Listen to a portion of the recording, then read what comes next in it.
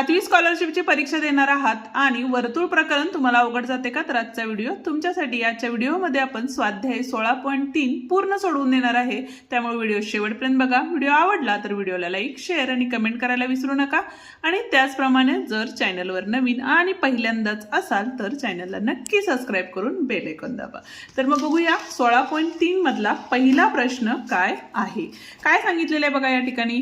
तर एका वर्तुळाच्या केंद्रीय कोनाचे माप 135 आहे, तर त्या कोनाच्या संगत विशाल कंसाचे माप किती असणार आहे? तर पूर्ण वर्तुळ कंसाचे माप हे किती असते? 360 असते, बरोबर आहे। केंद्रीय कोनाचे माप किती आहे? 135, ते वजा करायचे।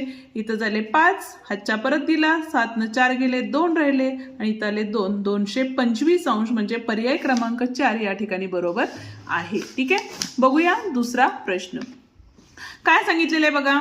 आकृतीत कंस BXC म्हणजेच कुठला बघा, BXC हा काय दिलेला आहे? कंस BYC म्हणजे BYC ला एकरूप आहे, तर माप कंस BAC किती असणार आहे? BAC हा किती असणार आहे? तर बघा हा केंद्रीय म्हणजे व्यास आहे आणि इथं 2 अर्धवर्तुळ तयार झालेले आहेत। अशा वेळेला अर्धवर्तुळ तयार झाल्यानंतर जो कोन तयार होतो तो किती असतो? 90 अंशाचा असतो। म्हणजे तो कोन किती असणार आहे? 90 अंशाचा असणार आहे। जसं की या ठिकाणी हा कोन तयार होईल, म्हणजे इथला कोन हा नेहमी 90 अंशाचा असणार आहे। एक्स ला जरी कोन झाला असता तरी तो 90 अंशाचा झाला असता। ठीक आहे, ही बेसिक गोष्ट आहे आणि लक्षात ठेवा। प्रश्न तिसरा बघूया काय सांगितलेलं आहे बघा। ABCD हा चक्रीय चौकोन आहे, म्हणजेच बघा ABCD हा चक्रीय चौकोन असल्यामुळं सम्मुख कोनांच्या मापांची बेरीज किती असते? 180 म्हणजे पूरक कोन असतात।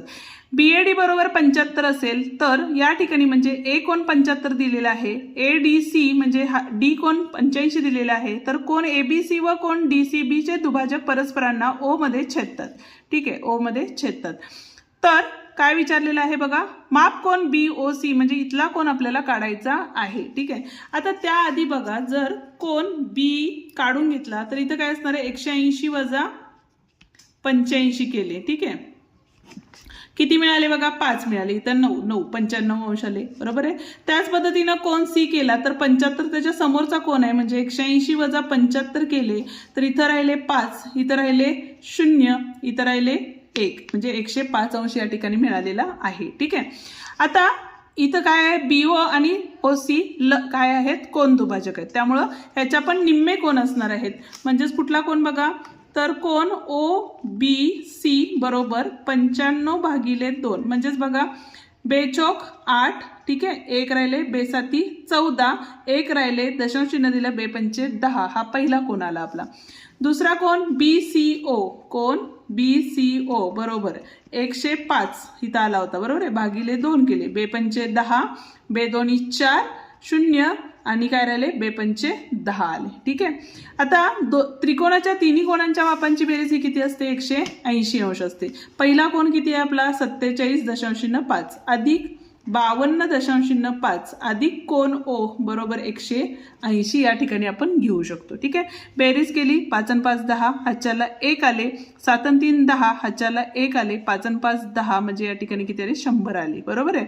अधिक कोन O बरोबर 180 म्हणजेच कोन O बरोबर 180 वजा 100 केले तर आपल्याला किती मिळणार आहे? 80 अंश मिळणार आहे। म्हणजे कोन O हा किती असणार आहे?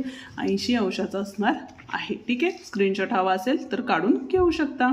चौथा प्रश्न काय सांगितलेला आहे बघा। सोबतच्या आकृतीत O हे वर्तुळ केंद्र आहे, माप कोन QPT बरोबर किती? QPT म्हणजे इथला कोन किती हे आपल्याला विचारलेले आहे। आता हा केंद्रीय कोन 110 आहे, त्यामुळे इथला समोरचा कंस सुद्धा 110 असणार आहे आणि 110च्या निम्मा म्हणजे इथला कंस असणार आहे, म्हणजे कोन RPQ बरोबर 110/2 केले, बेपंचे 10, 1 राहिले, बेपंचे 10, 55 अंश आले। ठीक आहे, पण कोन कुठला काढायचा आपल्याला? तर कोन RPQ अधिक कोन कुठला असणार आहे आपला काढायला सांगितलेला? QPT बरोबर किती असणार आहे? 180, का तर हे 2 रेषीय जोडीतील कोन आहेत, म्हणून कोन QPT बरोबर 180 वजा 55 केले तर इथं आले 5। ठीक आहे, हातच्या परत दिला, 8तनं 6 गेले, 2 राहिले, आणि 125 अंश या ठिकाणी असणार आहे। म्हणजेच पर्याय क्रमांक 2 या ठिकाणी बरोबर पर्याय आहे. ठीक आहे, या सगळ्या बेसिक गोष्टी आहेत आणि जर तुमच्या वर्तुळाच्या बेसिक कन्सेप्ट क्लिअर नसतील तुम्हाला हे प्रकरण अवघड जाणार आहे. त्यामुळे आधी बेसिक कन्सेप्ट क्लिअर करून घ्या. पाचवा प्रश्न काय दिलेला आहे बघा. सोबतच्या आकृतीत ओ हे वर्तुळ केंद्र असून माप कोन OBC बरोबर 35 अंश दिलेला आहे, तर BAC बरोबर किती. आता या ठिकाणी बघा, त्रिकोण जर घेतला आपण OBC तर त्रिकोणाच्या तिन्ही कोणांच्या मापांची बेरीज किती असते, 180 अंश असते. बरोबर आहे. त्यामुळं कोन BOC बरोबर 180 वजा 35 अधिक 35 किती झाले, 70. म्हणजे 0, 1 आणि 1 110 अंश हा BOC आलेला आहे. आताच आपण बघितलं तर या कोणाचा हा कोण निम्मा असतो, म्हणजेच BAC हा कोण किती असणार आहे, तर 110 भागिले 2 म्हणजेच बघा 2×10 म्हणजे 55 अंश असणार आहे. म्हणजेच पर्याय क्रमांक 4 या ठिकाणी बरोबर आहे. आता जो 6वा प्रश्न आहे त्यामध्ये असत्य विधान शोधायचं आहे आणि त्याचं उत्तर तुम्ही मला कमेंट करून सांगणार आहात. जाऊया आता पुढच्या म्हणजे 7व्या प्रश्नाकडे. 7वा प्रश्न काय सांगितलेला आहे बघा. आकृतीत O हे वर्तुळ केंद्र असून माप कोन AOB बरोबर 120 अंश आहे, तर रेघ AC एकरूप रेघ DC दिलेली आहे. AC आणि DC एकरूप आहे, तर माप कोन DAC म्हणजेच कुठला बघा, DAC हा कोन किती अंशाचा आहे ते आपल्याला काढायचं आहे. ठीक आहे. आता पहिली गोष्ट, हा 120 अंशाचा असेल तर इथला कोन हा किती असणार आहे बघा, तर 60 अंशाचा असणार आहे. बरोबर आहे. दुसरी गोष्ट, आता ACD आणि ACB काय असणार आहेत बघा. या ठिकाणी कोन ACB अधिक कोन ACD बरोबर किती असणार आहे, 180 अंश असणार आहे, कारण रेषीय जोडीतील कोन असणार आहेत. किंवा या पद्धतीने नाही केला तरी चालेल, सोपी पद्धत आहे. इथं या दोन रेषा समान आहेत, म्हणजेच काय आहे, समद्विभुज त्रिकोण असेल तर कोन A आणि कोन D हे काय असणार आहेत, एकरूप असणार आहेत. जर आपण इथला कोन X अधिक X घेतला तर तो काय असतो, बाह्य कोनाच्या मापाच्या इतका असतो. जसं की बघा, इथं जर हा त्रिकोण घेतला तर ह्या कोनाचे माप हे राहिलेल्या अंतर दोन कोनांच्या मापांच्या बेरचे इतके असते. बरोबर आहे. म्हणजेच इथे किती होते आपले, 60 अंश होते. 2x बरोबर 60 झाले, म्हणजेच x बरोबर किती आले आपले, 30 अंश आले. म्हणजेच पर्याय क्रमांक 2 या ठिकाणी काय आहे, बरोबर आहे. 8वा प्रश्न बघा काय सांगितलेला आहे. तर O केंद्र असलेल्या वर्तुळात जीवा AB व जीवा CD या केंद्रापासून समान अंतरावर आहेत. O केंद्र आहे, ठीक आहे, त्यापासून जीवा AB आणि CD या काय आहेत, समान अंतरावर आहेत. ठीक आहे.